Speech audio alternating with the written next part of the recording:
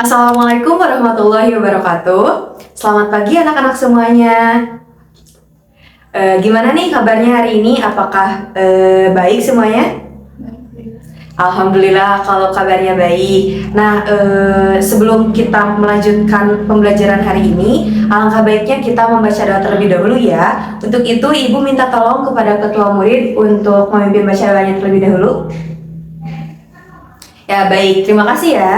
Nah, selanjutnya Ibu akan mengecek terlebih dahulu kehadirannya ya. Oke, siapa yang nggak hadir? Oke, berarti hadir semua ya. Oke, jadi materi hari ini kita akan membahas mengenai strategi bangsa Indonesia menghadapi tirani Jepang di Indonesia. Nah, sebelumnya Ibu ada pertanyaan dulu nih. Apa aja sih strategi yang dilakukan oleh bangsa Indonesia untuk menghadapi pendudukan Jepang? Nah, tapi kalian dapat menjawabnya di link atau di website yang sudah Ibu kirim di WhatsApp group. Silahkan kalian kemukakan apa yang ada dalam pikiran kalian. Oke, Ibu tunggu ya. Ibu tunggu 3 menit. Betul ya jawaban dari kalian. Jadi strategi yang dilakukan bangsa Indonesia untuk menghadapi tirani Jepang itu sangat beragam gitu ya. Ada yang melalui perang, terus ada yang melalui kerjasama juga, terus ada yang tindakannya itu radikal. Namun di sini itu strategi bangsa Indonesia menghadapi Jepang itu ada dua, yaitu ada strategi kooperatif dan strategi non kooperatif. Ada yang tahu nggak strategi kooperatif itu apa? Ya betul, strategi kooperatif itu merupakan strategi yang dilakukan melalui kerjasama. Sedangkan strategi non-kooperatif itu merupakan strategi yang dilakukan secara bertentangan atau kayak perlawanan seperti itu. Kemudian Pranoto mengklasifikasikan terdapat kelompok dalam menghadapi Jepang itu ke dalam 3 kelompok. Yang pertama itu ada kelompok moderat. Kelompok moderat ini merupakan orang-orang yang mau diajak bekerja sama dengan Jepang dan nantinya mereka itu akan mendirikan gerakan 3A yang memiliki semboyan Jepang Pelindung Asia, Jepang Cahaya Asia, dan Jepang Pemimpin Asia. Kemudian yang kedua adalah kelompok radikal. Kelompok radikal ini kelompok yang tidak mau bekerja sama dengan pihak Jepang seperti PKI dan PSI. Kemudian yang terakhir adalah tokoh dari pergerakan nasional seperti Hatta dan Soekarno yang mau diajak bekerja sama dengan Jepang dan nantinya itu mereka itu akan memimpin organisasi-organisasi buatan Jepang. Masuk ke strategi kooperatif. Strategi kooperatif merupakan strategi yang dilakukan melalui kerjasama, yaitu kerjasama dengan Jepang yang dilakukan oleh para tokoh nasionalis atau para pemimpin bangsa. Kemudian pasti ada pertanyaan, kenapa sih para pemimpin bangsa tersebut mau diajak bekerja sama dengan para pemimpin Jepang gitu? Nah, ada 2 alasan nih. Alasan yang pertama, pemimpin bangsa Indonesia ini mau diajak bekerja sama karena Jepang itu sangat keras terhadap rakyat Indonesia. Sehingga para pemimpin ini pada awalnya itu dimanfaatkan oleh para pimpinan Jepang itu untuk menarik simpati rakyat Indonesia sendiri. Kemudian alasan yang kedua, para pemimpin bangsa Indonesia memanfaatkan organisasi-organisasi buatan Jepang untuk meraih kemerdekaan atau meraih kepentingan-kepentingan Indonesia lainnya. Kelompok atau orang yang mau bekerja sama dengan Jepang nantinya akan tergabung dengan organisasi buatan Jepang. Tak jarang dari mereka itu dijadikan pemimpin dari organisasi tersebut, seperti ada Soekarno, Hatta, dan lain sebagainya. Nah, organisasi buatan Jepang itu sendiri ada Gerakan 3A, kemudian ada Putra, yaitu Pusat Tenaga Rakyat, terus ada Jawa Hokokai juga. Nah, organisasi-organisasi tersebut akan dimanfaatkan oleh para pemimpin bangsa Indonesia untuk kepentingan dari bangsa Indonesia sendiri. Salah satu tokoh nasionalis yang bekerja sama dengan Jepang adalah Soekarno. Soekarno ini melakukan berbagai strategi.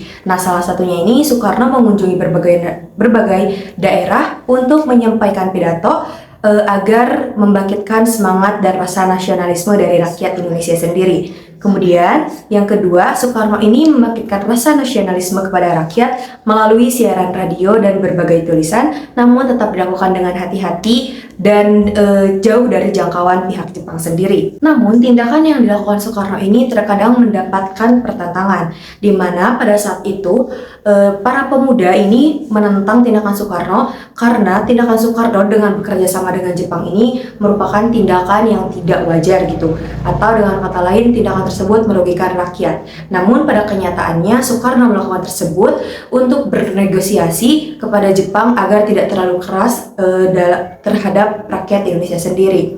Atau dengan kata lain, Soekarno ini berada pada situasi yang sangat membingungkan gitu. Di satu sisi harus menjaga rakyatnya, namun di sisi lain harus tetap berhati-hati dengan pihak Jepang. Kemudian ada strategi non-kooperatif. Strategi non-kooperatif ini merupakan strategi yang berlawanan dari strategi kooperatif, di mana strategi non-kooperatif ini dilakukan oleh kelompok-kelompok yang tidak mau bekerja sama dengan Jepang, dan mereka itu melakukan perlawanan. Mereka itu menganggap bahwa hal ini itu merupakan cara yang baik gitu untuk mengusir Jepang dari Indonesia.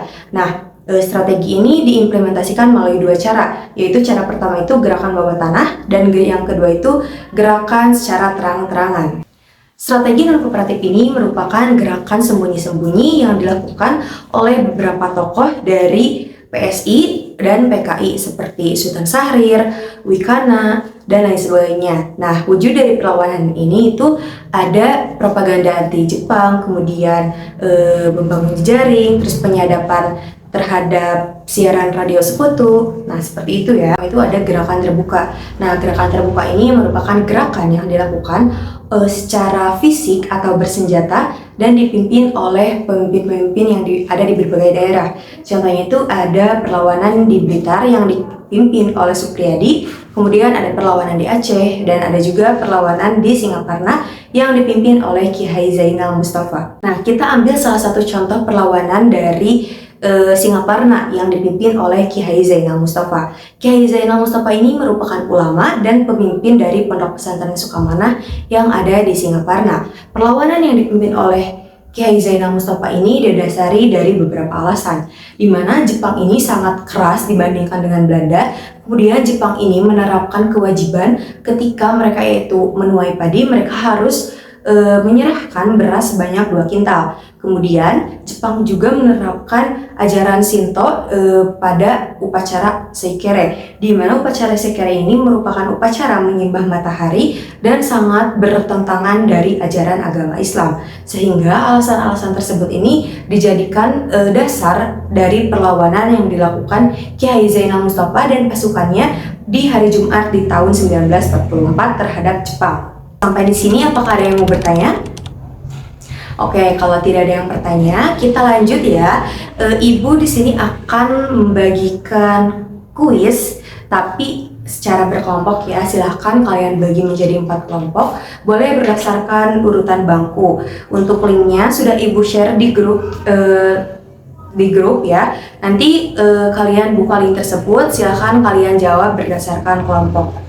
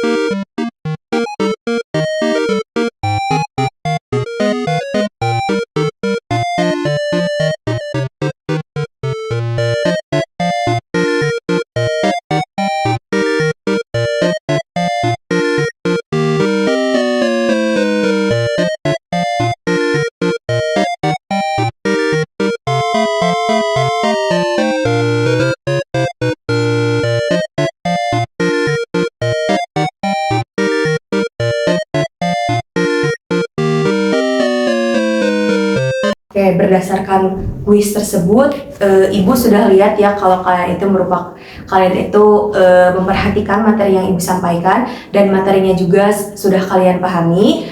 Untuk itu kita apresiasi terlebih dahulu untuk kita semuanya. Oke, untuk materi hari ini sudah Ibu sampaikan. Namun apakah ada yang mau ditanyakan dulu?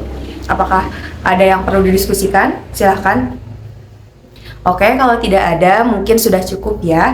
Namun di sini Ibu meminta 1 orang atau 2 orang untuk menyimpulkan materi yang Ibu sampaikan hari ini. Apakah ada yang mau? Silakan angkat tangannya.